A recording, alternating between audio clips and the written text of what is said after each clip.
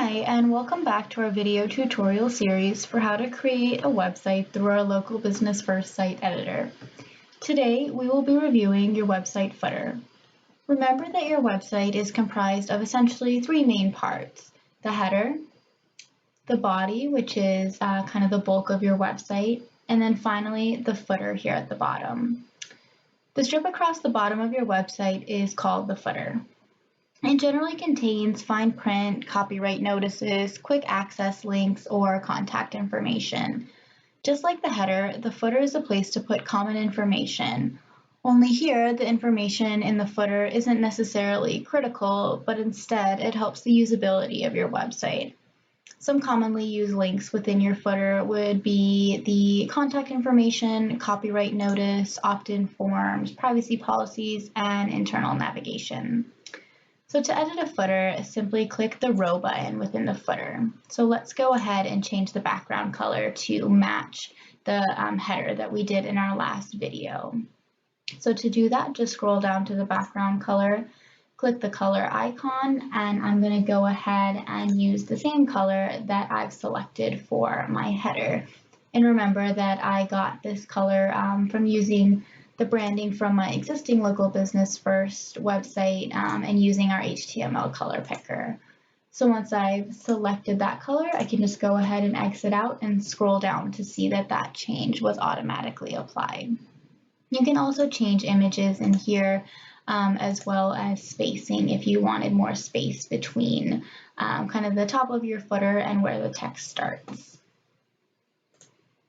Next, let's add a contact form into the footer, and I'm actually going to do that by removing the newsletter option here. So I'm just going to go ahead and exit out of that, and then find a contact form within the widgets menu. You can see that it's here in my frequently used, so all I have to do is click and drag into this empty column here within my footer. And you can see that it kept the changes that I made to my global design and kept the fonts the same. And to set the email addresses and the subject for receiving the form responses, you can go ahead and click into the contact form and go into the submission tab. For submission recipients, all you have to do here is just enter in your email addresses and all the submission forms will be sent here. And then you can also change what you wanted your email subject to be.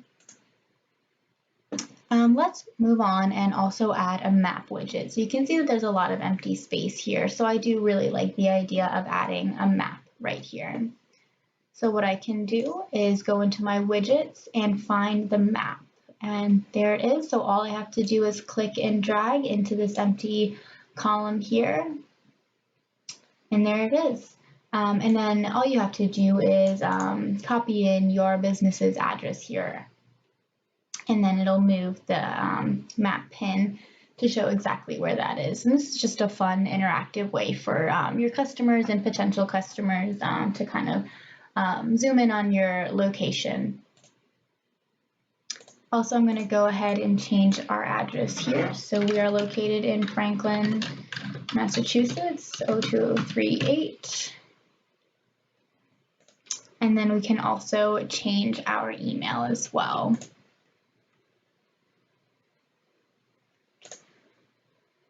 And then finally, I just want to briefly address these social media icons here at the top.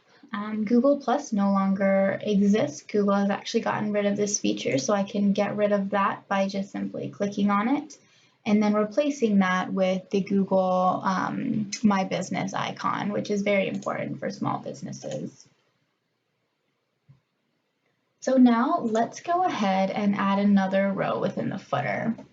And in this, I think it'll be a good idea to add, once again, a picture of my logo, the menu links, as well as the areas of service. So to add a new row, click on the row button, add, and then I'll say a row below. And first things first, I'm going to change the background of that row to match the rest of my footer, like so. And you can see that when you add a new row, it automatically adds an empty column. I'm going to go ahead, and right click in here and say add one more column. and then finally add one more column. So I now have 3. In my first column, I just click anywhere within that, go to the images, and here I want to insert my logo. So I'll just click on that. And you'll see that it's really stretched out. So there's different ways that you can insert your image, and I'm just going to change that to my full image there and change it to be centered. And then that looks pretty good to me. The next one, I want to add some text. So to do that, go into the widgets menu again, click text, and drag that right into your column. And I'm going to make this in areas we serve.